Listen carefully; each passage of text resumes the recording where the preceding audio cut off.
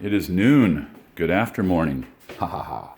On Sunday, November 24th. Wow. Next week is December. We all know what month that is. Hey, I'm going to try to keep this short, but you know me, usually I fail in such an endeavor. You know, this is probably redundant, but I just, want to get it out. That, ladies, gentlemen, you want to know what the most unnerving, potentially frightening, threatening, scary, fearful personality trait a human being can have? I'll let you think about it for a second. Okay, so you have your own pictures in your mind of what that would be. And I don't discount any of it. And I don't need to know what it is. But in my estimations, I'll tell you what encompasses the aforementioned is someone who knows exactly who they are, what they want, and sticks by their guns, no matter what station they find themselves in life. Someone who really can identify with themselves and is secure in the knowledge of who they are. Someone who can make up their mind, who can stick by their choices. Affirmative action. People who will not be bought and sold, as it were. Again, sticking to their guns, their belief systems. No matter what's in vogue, what's popular. Those are the most frightening, scary people you'll meet.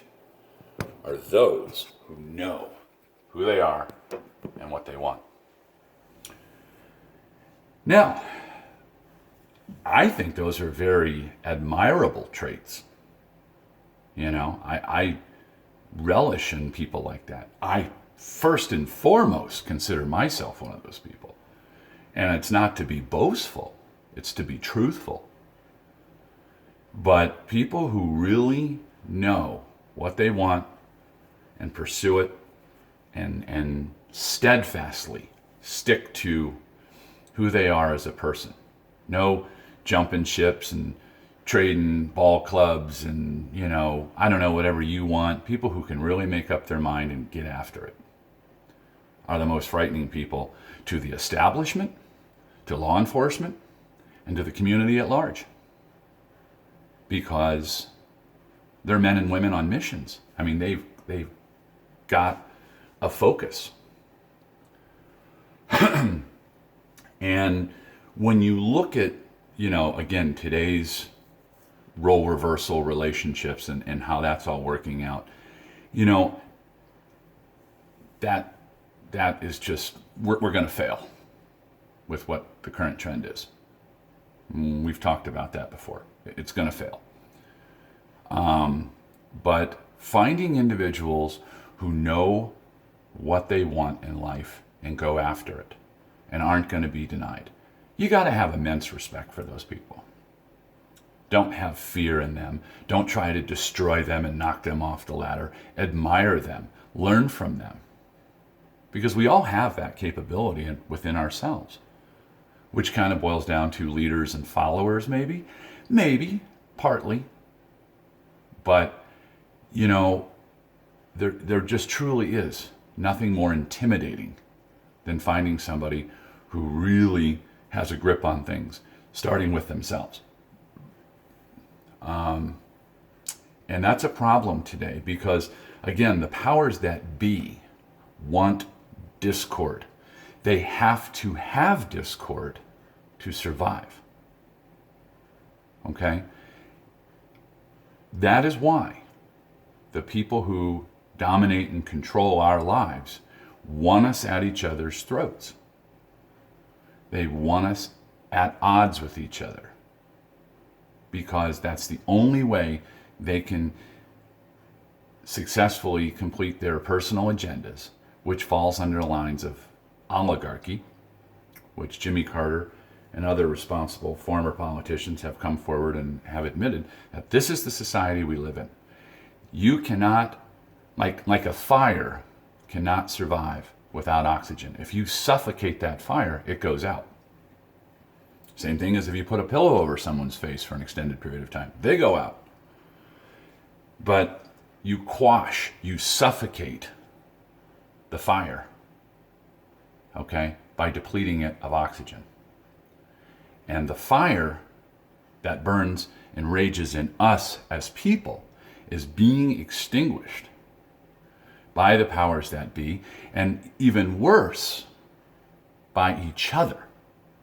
We're not fanning the flames of each other and supporting each other's hopes and dreams and agendas that benefit said person and those of the community at large.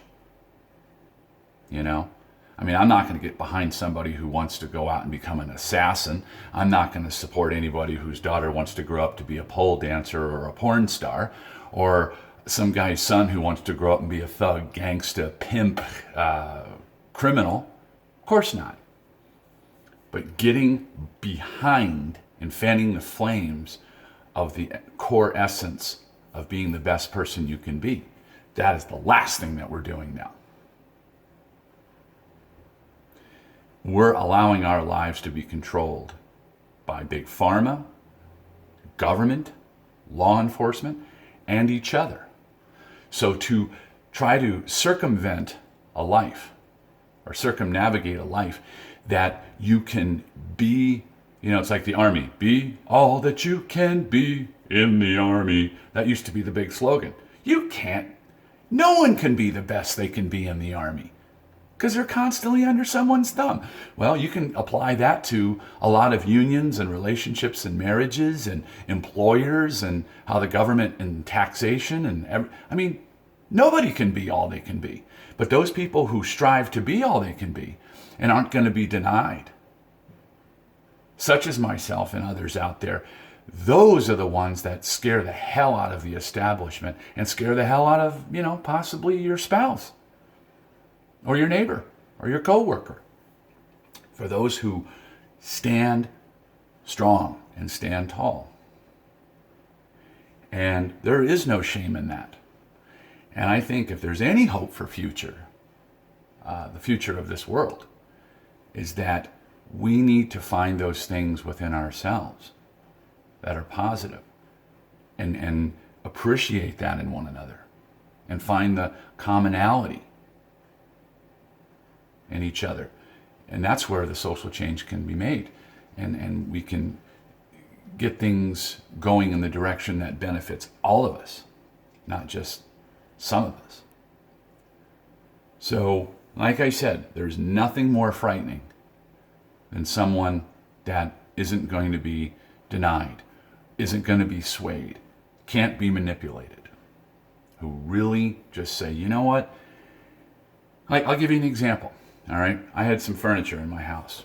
Now, a year ago when I bought furniture, when I got my new home, I had an idea, pictures and all, of exactly what I wanted. Well, in the end, I was convinced to buy something else. I was never happy with it. Well, here we are a year later, I sold that furniture, and now I went out and got what I wanted initially. Am I happy with it so far? Do I like the looks of it? Absolutely. And I worked the terms and conditions because I stood my ground and got the best price, and actually some credit on the other furniture because I pointed out how I was manipulated to buy something else and to steer away from what I came in to buy. Now, ultimately that was my decision and I take full responsibility, but I pointed that out and, you know, boom, boom, boom, boom, boom, and worked a good deal. But I'm just using that as an example.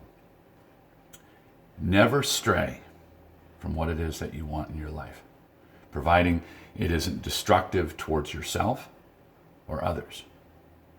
You know, stand by your hopes, goals, and dreams. If you don't, in actuality and in reality, you amount to very little. And, you might not like me saying that or hearing that or think, oh, he's full of shit. Well, I don't think so. If you can be manipulated, if you can be swayed, if you can allow others to control your thoughts, your feelings, your hopes, your dreams, your heart, your soul, your emotions, then you're done. And I have fought my whole life to be who I want to be, who I feel I need to be, who I think could be the best me. And I've made friends and enemies. But I can still look myself in the mirror every day and say, you know what? I'm a work in progress. I don't have all the answers. I'm not perfect. But God damn it, I am me. So maybe when I hear that song by Frank Sinatra, I did it my way, and no, I won't try to sing it right now. I get it. And, Frank Sinatra is another example. He did do it his way.